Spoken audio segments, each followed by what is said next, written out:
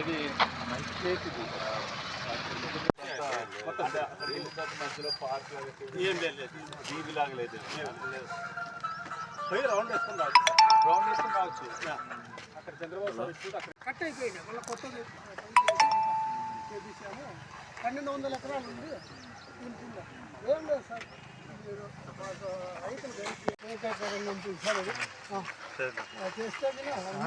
కూడా చెప్పండి. ఆయకట్టులో వీళ్ళు అగ్రికల్చర్ యాక్టివిటీ లేని కారణంగా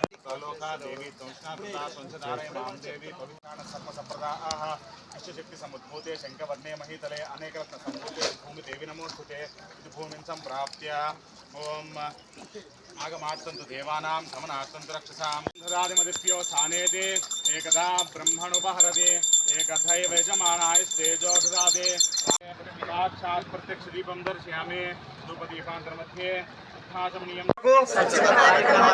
శ్రమదానము చేసి పరిశుభ్ర ఆంధ్రప్రదేశ్ సాధించే సంకల్పానికి కట్టుబడి ఉంటారని పరిశుభ్రంగా ఉంచుటలో సహాయం చేస్తుందని నమ్ముతూ ఈ రోజు నుండి నా తోటి వారికి కూడా స్వచ్ఛతపై అవగాహన కల్పించే దిశగా ప్రయత్నిస్తానని భవిష్యత్ తరాలకు ఆరోగ్యవంత 20-30 సంవత్సరాలు వచ్చే జనరేషన్ వాళ్ళకి ఈ చెట్టు నీడనిస్తుంది. ఆ చెట్టుని చాలా మంది ఆ ఫలాన్ని అనుభవిస్తారు. అన్నీ నా కోసం చేయట్లేదు, నెక్స్ట్ జనరేషన్ కోసం చేస్తున్నానంటారు. అలాగే మనం కూడా ఏంటంటే మనం అన్ని కూడా ఇన్స్టెంట్ రిజల్ట్స్ కోసం ఎక్కువగా ఆశపడి మనం ఏం చేస్తున్నామంటే ప్రతి చోట కూడా ఈ చెట్లని మనం తొలగించడం కావచ్చు, లేదంటే ఎన్క్రోచ్మెంట్ చేయడం కావచ్చు, చిన్న స్థలాలు కనిపిస్తే కబ్జా చేయడం కావచ్చు. ఇలాంటివన్నీ చేయడం వల్ల ఏమవుతుందంటే మన నెక్స్ట్ జనరేషన్కి మనం చెరువులు నిండనీయకుండా చేస్తున్నాము, భూగర్భ జలాలు పెరగనీయకుండా చేస్తున్నాము. అండ్ అన్నిటికన్నా మెయిన్ మనం చేసేది, అందరూ చేసేది ప్రాబ్లం ఏంటంటే పొల్యూషన్. కార్తీక మాసం వచ్చిందంటే మొత్తం చెరువులన్నీ కవర్లతో నిండిపోతాయి. దేవుడు కావాల్సింది దీపము ఏవో అవ్వచ్చు, కానీ మనం అదే నీటిని పూజిస్తాం, అదే దాంట్లో ప్లాస్టిక్ కవర్ పడేస్తాం. అది ఎలాగా కరెక్ట్ కాదు కదా, ఎందుకంటే ఆ నీటిలో కూడా మనకి చాలా రకాల జీవాలు ఉంటాయి. సో మనం ప్లాస్టిక్ తోటి పొల్యూషన్ ఎక్కడ పడితే అక్కడ చేసేస్తున్నాం. సో మనం కూడా కొంచెం కాన్షియస్గా ఉండి మన స్వచ్ఛ సర్వేక్షణ్ టీంలో మనకి ఒక బయట నుంచి ఒక టీం వస్తారు. వచ్చినప్పుడు మన మున్సిపాలిటీని చూస్తారు. చూస్తే ఏముంటుంది, తడి చెత్త పొడి చెత్త వేరుగా తీసుకుంటున్నారా అంటే తీసుకోవాలడానికి మున్సిపాలిటీ వర్కర్ వస్తాడు, కానీ తడి చెత్త పొడి చెత్త ఎవరు ఇవ్వాలి? ఇక్కడున్న మహిళా అమ్మలందరూ ఇవ్వాలి. మీ ఇంటిలో తడి చెత్తని పొడి చెత్తని మీరు వేరువేరుగా కలెక్ట్ చేయాలి, విడివిడిగా బిన్స్ ఇవ్వాలి. సో అది ఎంతమంది చేస్తున్నారు? ఎవరు చేయట్లేదు. ఇక్కడ ఒక 1 monthలో 39 మనకి ఈ ఆటోలు వస్తాయి అంటున్నారు. 39 ఈ ఆటోలు వస్తే ఒక్కొక్క వార్డుకి అవి పెట్టడం జరుగుతుంది. సో మీ ఇంటి దగ్గర నుంచి అంతవరకు మీరు ఆ తడి చెత్తని మీరు ఎక్కడైనా మీ మొక్కల దగ్గర ఎరువుల కింద వాడుకోవడానికి ట్రై చేయండి. పొడి చెత్తను మాత్రం మా మున్సిపాలిటీ వాళ్ళకి ఇవ్వండి. సో అది ఒకటి మనం చేయాలి. రెండో ఇంపార్టెంట్ పాయింట్ ఏంటంటే డ్రైనేజీలన్నీ కూడా మనం కప్పేసి మెట్లు, మళ్ళీ ఆ డ్రైనేజీలన్నీ మూసేసి మెట్లు కడతాము, ఇల్లు కడతాము. ఆ డ్రైనేజీ క్లీన్ చేయడానికి ఆ మనిషి వస్తే ఆ డ్రైనేజీ కనబడదు. సో ఇలాంటి చిన్న చిన్నవి కూడా మన అందరం కూడా ఏంటంటే కొంచెం స్వార్థంగా, అంటే అందరూ మీరే కాదు అందరూ కట్టేస్తున్నారు. దానివల్ల మన డ్రైనేజ్ క్లీన్ చేయడం కష్టమైపోతుంది. మళ్ళీ దోమలు వచ్చి వ్యాప్తి చెందితే మళ్ళీ మనకే రోగాలు వస్తాయి. సో నదులు కావచ్చు, డ్రైనేజీలు కావచ్చు, నీటిని పొదుపుగా వాడడం కావచ్చు. మన ఇంటి దగ్గర ఇక్కడ ఎక్కువ ప్లేస్ ఉంటే రెయిన్ వాటర్ హార్వెస్టింగ్ స్ట్రక్చర్ ఇందాకే చెప్పారు. అన్ని గవర్నమెంట్ స్కూల్స్ హాస్టల్స్లో మనం ఈసారి ఈ రెయిన్ వాటర్ హార్వెస్టింగ్ స్ట్రక్చర్స్ కట్టబోతున్నాం ఉపాధి హామీ పథకం ద్వారా. రెండవ పాయింట్ ఏంటంటే 1 కోటి మొక్కలు నాటడానికి లక్ష్యంగా పెట్టుకున్నాం. ఆల్రెడీ లాస్ట్ టైం 43 లక్షల దాకా మొక్కలు నాటాము. అక్టోబర్ 2 గాంధీ జయంతి లోపల మనము ఇంకా 50 లక్షల దాకా మొక్కలు నాటాలి. సో దాంట్లో కూడా మీరు కూడా ఎక్కడన్నా ఖాళీ ప్లేస్ ఉంటే అక్కడ మనం మొక్కలు నాటే కార్యక్రమం చేయాలి. సో మీరందరూ కూడా చేయాలి, నేను ఒక్కరినే కాదు, అందరూ కలిపి చేయాలి. తర్వాత ఇంకో ఇంపార్టెంట్, ఇది ఆల్రెడీ ఏపీ గ్రీన్ బ్యూటిఫికేషన్ టీంని కూడా ఆల్రెడీ ఇక్కడ పంపించడం జరిగింది. అమరావతి నుంచి వచ్చి ఆ టీం విజిట్ చేశారు.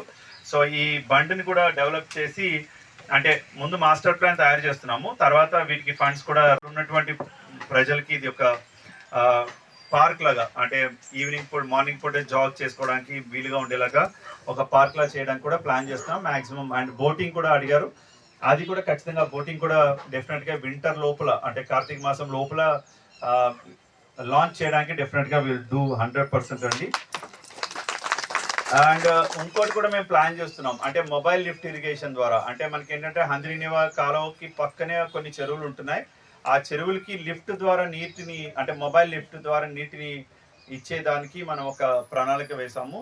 సో దానికి ఫీజిబిలిటీ స్టడీస్ చేస్తున్నాము. సో జలధారని మన జిల్లాలో చాలా ప్రెస్టీజియస్గా సీరియస్గా మనం లాంచ్ చేస్తున్నాం. సో మాకు కావాల్సింది ఒకటే, మీ దగ్గర నుంచి ఏం కావాలి? మాకు సహకారం కావాలి. ఏం సహకారం కావాలి? మీరు కూడా మనతో పాటు గవర్నమెంట్ ఆలోచన విధంగా మీరు కూడా ఆలోచించాలి, ఒక్క నిమిషం అన్న ఆలోచించాలి. నేను ఈరోజు ఈ దేశానికి, రాష్ట్రానికి, ఈ ఊరికి, ఈ గ్రామానికి ఏం చేశాను? ప్లాస్టిక్ని రోడ్డు మీద, కాలువ మీద వేయలేదు. మనము అనవసరంగా గార్బేజ్ని రోడ్డు మీద పోయిపోవడం, నీటిని ట్యాప్ని అవసరమైన తర్వాత ట్యాప్ని కట్టివేయడం, ఎంత అవసరం ఉందో అంత నీటిని వాడుకోవడం. రెండోది ఏంటంటే రోడ్డు మీద కూడా వెళ్తున్నప్పుడు ఆ డిసిప్లైన్, అంటే రోడ్డు మీద కూడా వెళ్ళినప్పుడు కొంచెం మన చిన్న చిన్న కామన్ సెన్స్ చిన్న మిస్ అవుతుంటాం, సివిక్ సెన్స్. అది కూడా మనం ఇంప్రూవ్ చేసుకొని ఎక్కడన్నా ఫుట్పాత్ మీద ఉన్నటువంటి ఈ ప్లాస్టిక్ని కూడా మనం అవాయిడ్ చేయాలి. అంటే ఇప్పుడు మీరు చికెన్ షాప్కి వెళ్ళినా కూడా స్టీల్ బాక్స్ తీసుకొని వెళ్ళాలి, ప్లాస్టిక్ కవర్, నల్ల కవర్లోని అవేం కొనకూడదు. సో దానివల్ల వచ్చే మైక్రో ప్లాస్టిక్స్ వల్ల మన ఆరోగ్యానికి ఎంతో హాని అవుతుంది. సో మనం ప్లాస్టిక్ కవర్స్, క్లాత్ బ్యాగ్స్ ఉంటాయి కదా, ధర్మవరం అంటేనే బట్టలకి పేరు. సో బట్టలతో తయారు చేసినటువంటి సంచుల్ని మాత్రమే మనం వాడాలి. అది ధర్మవరం అప్పుడు ప్రతిజ్ఞ చేసుకుంటే గ్రీన్ క్లీన్ ధర్మవరంగా మనం అందరం కూడా తీసుకెళ్ళచ్చు. సో ఇవాళ నుంచి గ్రీన్ ధర్మవరం కాన్సెప్ట్ని బాగా తీసుకువెళ్లాల్సిందిగా మీరందరూ కూడా సహకరించాల్సిందిగా కోరుతూ జై హింద్. కరెంటు బిల్ ఎంత వచ్చింది, లేదంటే మీకు ఫార్మర్ ఐడి క్రియేట్ చేసుకోవడం, మీ భూమి వివరాలు, ఏదన్నా మీ టెలిఫోన్ సర్వీసెస్ కానీ, గవర్నమెంట్ ట్యాక్స్, ఇంటి పన్ను కట్టడం కానీ అన్నీ కూడా వాట్సాప్ ద్వారానే, ఈవెన్ దర్శనం, బస్ టికెట్, ఎవ్రీ సర్వీస్ మీకు వాట్సాప్లో అందుబాటులో ఉంది. వాట్సాప్లో మీరు ఏ ఆఫీస్కి వెళ్ళక్కర్లేదు, దాంట్లో డబ్బులు కట్టచ్చు అండ్ సర్టిఫికేట్ కూడా పొందొచ్చు. అది మనకు మీ సేవలో పొందినటువంటి సర్టిఫికేట్ ఎంత విలువైందో ఈ వాట్సాప్ ద్వారా మీరు డౌన్లోడ్ చేసుకున్న సర్టిఫికేట్ కూడా అంతే వ్యాలిడ్. సో ఈ సర్వీసెస్ని మీరు బాగా వాడుకుంటే మీకు అనవసరమైన ఇబ్బందులు లేకుండా ఉంటుంది. ఓకే, వాట్సాప్ గవర్నెన్స్ని దయచేసి వాడాల్సిందిగా కోరుతున్నాం. Thank you. మన సత్యసాయి జిల్లాలో 1180 చెరువులు ఉన్నాయి. అయితే మనం వర్షపాతం బాగా వస్తే కనుక, ఎందుకంటే సబ్జెక్ట్ టు ది కండిషన్ మనకి మంచి రెయిన్ఫాల్ రావాలి. రెయిన్ఫాల్ బాగా వస్తే మనకి మంచిగా చెరువులు నిండుతాయి, భూగర్భ జలాలు కూడా పెరగడానికి అవకాశం ఉంది. సో ఆ కార్యక్రమంలో మేము ఎక్కువగా గ్రామ సభలు పెట్టాము. అన్ని చోట్ల కూడా ప్రజలను అడుగుతున్నాం, ఎందుకు ఈ చెరువులు నిండట్లేదు అనే ప్రశ్న అడుగుతున్నాము.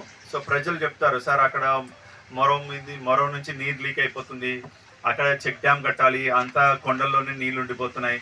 సో ఇలా పబ్లిక్ నుంచి కూడా వాళ్ళ ఒపీనియన్, లేదంటే ఆ చెరువు ఇప్పుడు ఇందాకే ఆయన మన నీటి సంఘం చైర్మన్ చెప్పారు, కొంచెం అర్బనైజేషన్ అవ్వడం వల్ల గట్టులు తెలియకపోవడం వల్ల కూడా కొంతమంది ఇల్లులు కట్టుకోవడం కానీ, ఏదైనా ఆక్రమించుకోవడం కానీ చేయడం వల్ల కూడా ఈ కాలువలన్నీ కూడా సరిగా పారట్లేదని చెప్పారు. సో అలాంటివన్నీ కూడా మనం సర్వే చేయించడం జరుగుతుంది, ఎన్క్రోచ్మెంట్ ఉంటే తొలగించడం జరుగుతుంది. అండ్ మెయిన్గా ప్రజలని ఇన్వాల్వ్ చేయాలనేది మన ఉద్దేశం. మనందరం చిన్నప్పుడు కథలు వింటుంటాం. ఒక పెద్ద ఆయన జిల్లాలో జలధార జలహారతి కార్యక్రమం ప్రారంభించారు. మనందరం కూడా చూసాం ఈ కార్యక్రమాన్ని. సో గౌరవ ముఖ్యమంత్రి గారు ఇప్పుడు కూడా చాలా దూరదృష్టితో రైతాంగానికి, సామాన్య ప్రజలకి అందరికీ కూడా నీటి లభ్యత ఉండాలి, వాటర్ సెక్యూరిటీ ఉండాలి అనే ఒక 10 సూత్రాల కార్యక్రమం తీసుకురావడం జరిగింది. దాంట్లో మెయిన్ కార్యక్రమం ఏంటంటే ఈ జలధార కార్యక్రమం. మనం దీనికి ఒక పేరు కూడా పెట్టుకున్నాం, మన పల్లె మన నీరు అని చెప్పి, మన ఊరు మన నీరు అనే ఒక కార్యక్రమం కూడా పెట్టుకున్నాం. ఎందుకు ఇది ఇంపార్టెంటో మీ అందరికీ తెలియాలి. ఎందుకంటే మన జిల్లాలో సగటున పడేటువంటి వర్షపాతం సంవత్సరానికి 550 మిల్లీమీటర్లు. అది కూడా లాస్ట్ ఇయర్ మనకి ఒక 3% తక్కువగా పడడం జరిగింది. మన జిల్లాలో ఉన్న మొత్తం మీడియం ఇరిగేషన్ ప్రాజెక్టులు 3, మైనర్ ఇరిగేషన్ చెరువులు 1180 ఉన్నాయి. 1180. అందులో ఇంచుమించుగా 50 చెరువులు నిండలేదు మనకి, అంటే వర్షం తక్కువగా పడటం వల్ల. రెండోది వర్షం నీరు చెరువులోకి రాకపోవడం వల్ల. రెండోది ఉన్న నిండిన చెరువుల్లో కూడా 50% కన్నా ఒక 100% నిండిన చెరువులు కేవలం 25% మాత్రమే. అంటే ఒక 1180లో 140 చెరువులు మాత్రమే మనకి పూర్తిగా నిండే. సో మనకు ఉన్నటువంటి మెయిన్ వాటర్ సోర్స్ ఏంటంటే హంద్రీనీవా మనకి ఉన్నటువంటి మెయిన్ ఆధారం, జలాకి ఆధారం. అది మన గౌరవ ముఖ్యమంత్రి గారు అంటే ఆ ప్రోగ్రాంలో ఏంటంటే మనకి చెరువులు నింపాలనేది ఒక కార్యక్రమం కూడా ఉంది. సో అందులో భాగంగా మనకి 140 చెరువుల్ని మనం నింపుకోగలిగాం ఈ సంవత్సరం హంద్రీనీవా కాలువల ద్వారా. 208 టార్గెట్ పెట్టుకుంటే 140 చెరువుల్ని మనం నింపుకోగలిగాం. ఆ చెరువుల నుంచి మనకి ఇలాగా ధర్మవరం చెరువు కావచ్చు, చిత్రావతి కావచ్చు, అటువైపు పెన్నా బేసిన్లు కానీ, చిత్రావతి బేసిన్లు కానీ కొన్ని చెరువులు మనం కదిరి ఏరియాలో కానీ మనం నింపుకోవడం జరిగింది. అయితే ఈ జలధార కార్యక్రమంలో మనం మెయిన్గా చేసేది ఏంటంటే ఈ చెరువులకి నీరు వచ్చేటువంటి ఈ ఫీడర్ ఛానల్స్ ఏవైతే ఉంటాయో అవన్నిటిని కూడా మనం రిపేర్ చేసుకుంటాం. అంటే జంగిల్ క్లియరెన్స్ ఉంటుంది. ఆ జంగిల్ క్లియరెన్స్ని మనం అంతటిని కూడా తుమ్మ చెట్లు కావచ్చు, లేదంటే మట్టి పుడుకుపోవడం కావచ్చు, వాటన్నిటిని మనం ఓపెన్ చేస్తే చెరువులోకి సక్రమంగా నీరు చేరుతుంది. దాని నుంచి మనకి అక్కడ చుట్టుపక్కల ఉన్న బోర్లు కానీ, వ్యవసాయ బోర్లు కానీ, పశువులకు నీరు కానీ, మన భూగర్భ జలాలు కానీ పెరగడానికి అవకాశాలు ఉంది. సో ఇలా అన్ని చెరువులు కానీ